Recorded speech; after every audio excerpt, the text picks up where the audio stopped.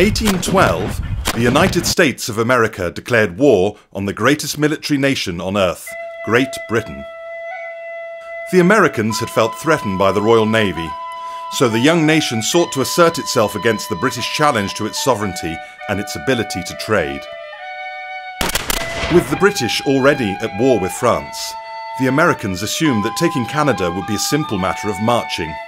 They were wrong. The area across the river from Detroit was taken by the Americans under General Hull in his attempt at the conquest of Canada, but his troops eventually were forced to withdraw to Fort Detroit. The war was to last 3 years and involved a number of British and Canadian forces who fought in extremes of cold and heat. The British 41st Regiment of Foot was stationed along the border with their headquarters at Fort George. The British, like the Americans, were backed up by militiamen who were made up of traders and settlers.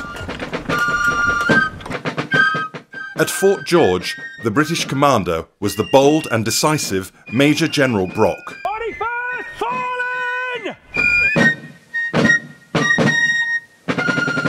41st, right! Haste! Cavalry forward! March! Though the British were outnumbered by the Americans 2 to 1, they did have a psychological advantage. Native warriors, led by their chief Tecumseh, were on their side. These warriors were desperate to fight Americans, who they felt had mistreated their people. As the British approached the well-prepared Americans at Fort Detroit, Major General Brock, well aware that he was commanding the smaller force, began a series of bluffs to intimidate the Americans. He gave spare 41st jackets to the inexperienced militia under his command. This immediately gave the impression to General Hull that he was facing twice as many British regulars than was in fact the case.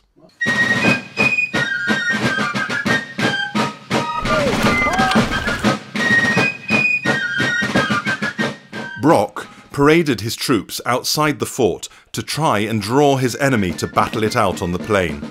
When this proved unsuccessful, he decided to begin his assault. The river was controlled by Major General Brock's small fleet of brigs that were to be used in the bombardment of Fort Detroit. Loaded! Suck your butts in!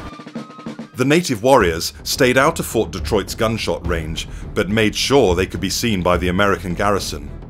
They would then melt into the forest, only to reappear in another clearing, giving the impression that their numbers were much higher. The quality of the British infantryman, his steadiness under fire, and his ability to take the fight to the enemy at the point of the bayonet intimidated the Americans.